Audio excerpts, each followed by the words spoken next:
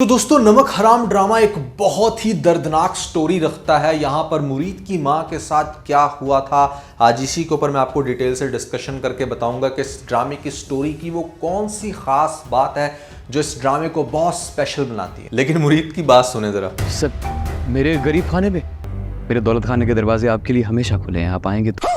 मेरे दौलत खाने के दरवाजे आप मेरे गरीब खाने। अरे कहना क्या चाहते हो भाई, पहले डिसाइड कर ले ये तेरा गरीब खाना है या अमीर खाना है। वैसे मेरे से पूछो तो ये अच्छे अच्छे खासों के अमीर खाने से बेहतर है, जहाँ पर इतने कीमती आपको डेकोर आइटम्स देखने को मिलते हैं। और इसी से मुझे याद आया कि अगर आप अपने घर में दुनिया के बेहतरीन लग्जरी डेकोर के साथ साथ बहुत ही खूबसूरत वासेस और फ्लावर्स को 50% ऑफ पर बाय करना चाहते हैं, नीचे डिस्क्रिप्शन में आपको लिंक मिल जाएगा। जल्दी से जाएं, जाकर अपनी मर्जी का वास या फिर ऐसे में फ्लावर खरीद कर हमें अपना फीडबैक देना मत भूलिएगा। PK Luxus. We don't sell crap. तो आप लोग ये सोच रहे होंगे कि आखिर क्या जरूरत पड़ी थी आसमा को शादी से भागने की, या किया है वाकई उसको किडनैप। तो इसका आंसर मैं आपको सबसे पहले करता हूँ और इसी के अंदर ढकी वो स्टोरी है जिसको हम आज अच्छे से डिस्कस करेंगे।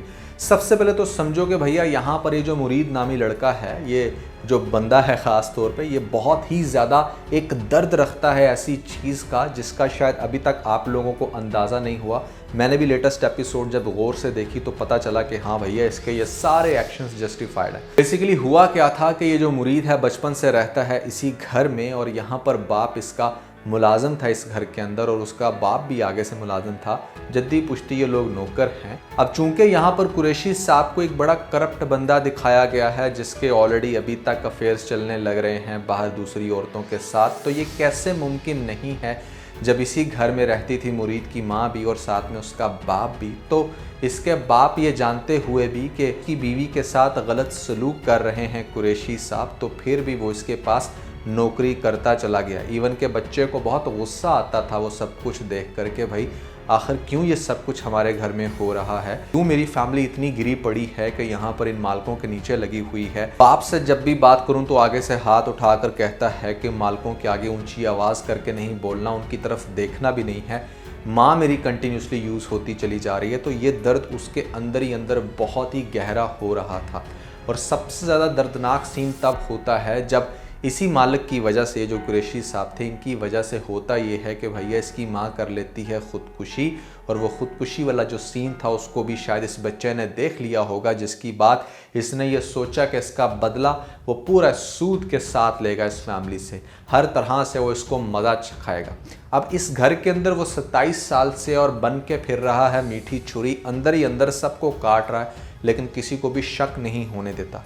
यही वो रीज़न है कि यहाँ पर एमल का जो फ्योंसी है उसको बड़ा करारा जवाब देता है। इसने एमल के साथ वाकई ऐसा कनेक्शन रखा कि उसको बहुत ज़्यादा ये फीलिंग आई कि जैसे मेरे से प्यार करता है, और फिर बचपन से साथ होंगे तो डेफिनेटली वहाँ पर आपको प्यार हो ही जाता है। एमल तो बहुत ही अच्छे से इसके जाल में फंस गई थी, जिसकी वजह से अब उसको बहुत ही डिफरेंट तरीके से ये टीज कर रहा है। साथ में इसकी नज़र है सारा के करैक्टर के ऊपर, जिसको आसमा कह रहे हैं इस ड्रामे के अंदर। यहाँ पर वो चूंकि नहीं फंस पाई, इसकी आंखों में देखती ज़रूर है लेकिन उस तरह से रिस्पॉन्ड नहीं कर पाई। तो ये चाहता था कि जैसे छोटी फंसी है मैं किसी तरह से बड़ी को भी फंसाऊं, लेकिन वो कैरेक्टर वाइज एक अच्छी लड़की दिखाया गया है उसको।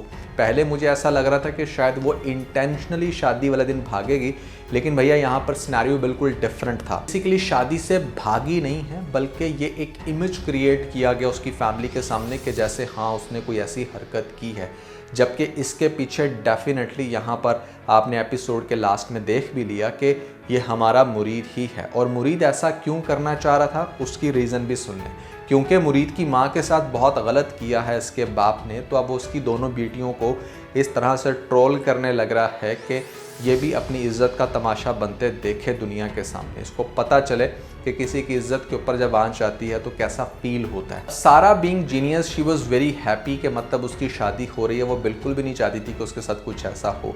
और अभी भी जो हुआ उसके साथ, जिस तरह से उसको किडनैप करके एक स्पेसिफिक लोकेशन पर लेकर गया, वहाँ पर भी इसने उसके साथ कुछ गलत नहीं किया, ना ही ये अपनी आइडेंटिटी सामने वाज़िया करेगा। ये इसी तरह से आएगा दोबारा से इस लोकेशन पे कि जैसे इसने इसकी जान बचाई है, और वो फिर से जब शादी करने की कोशिश करेगी तो उसको जान से मारने की धमकी भी देगा कि चूंकि अब तुम्हारी इज्जत पर दाग लग गया है तो तुम्हें नहीं यहाँ पर ज़िंदा रहना चाहिए, लेकिन ऐसा कुछ होगा नहीं।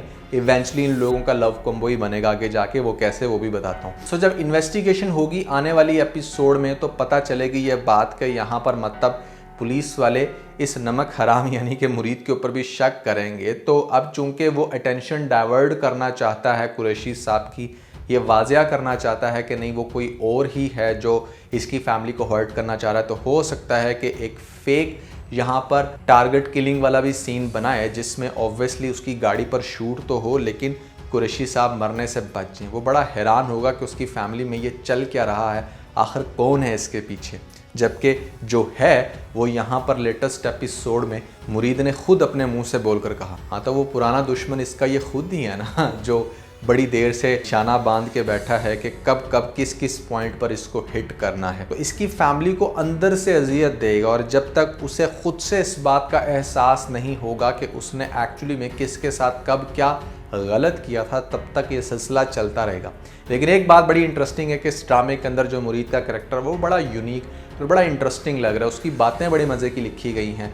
लेटेस्ट एपिसोड में भी जिस टाइम उसको दिखाया जाता है वो सिगरेट वाला सीन, वो बड़ा इंटरेस्टिंग था। और उसका जितने भी सीन्स आ रहे हैं एटलीस्ट मैं बिल्कुल भी बोर नहीं हो रहा।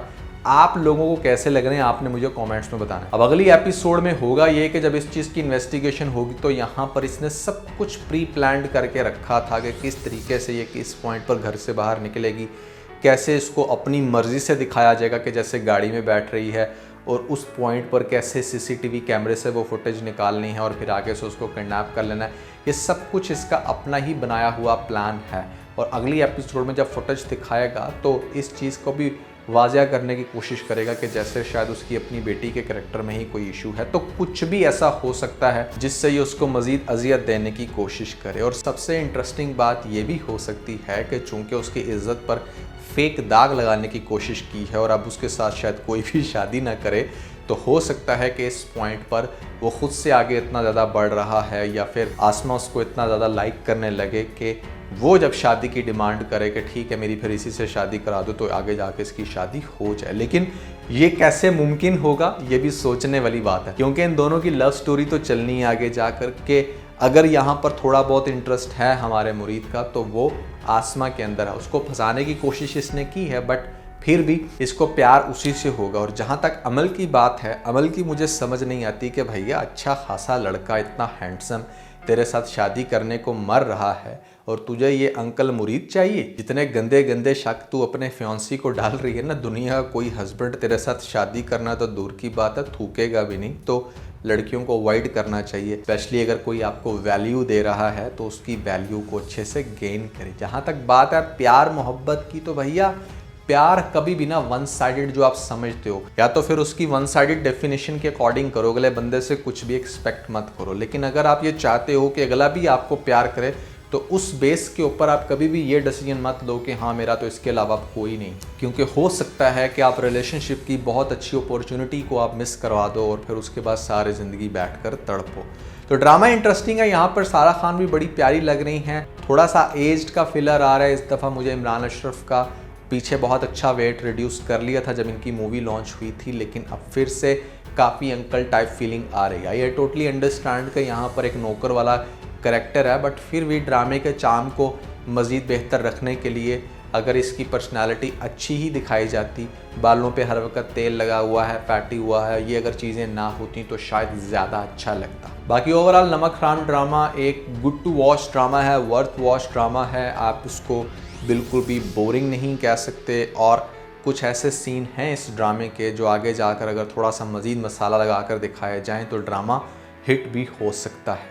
इसके अलावा हम लोगों ने यहाँ पर कंप्लीट स्टोरी आप लोगों को बता दी है पहली ही एपिसोड देख के। जो हमारे पास नया ड्रामा लॉन्च हुआ दानिश तैमूर का राहे जुनून, काफ़ी इंटरेस्टिंग थी उसकी पहली एपिसोड और उसकी पूरी कहानी को मैंने बहुत अच्छे से डिमॉन्स्ट्रेट कर भी दिया है। भैया आप जाओ जाकर वीडियो देखो, एंजॉय करो। ऊपर आपको लिंक मिल जाएगा, जल्दी से लिंक पे क्लिक करके वीडियो देख के अपना फीडबैक मुझे ज़रूर दीजिएगा।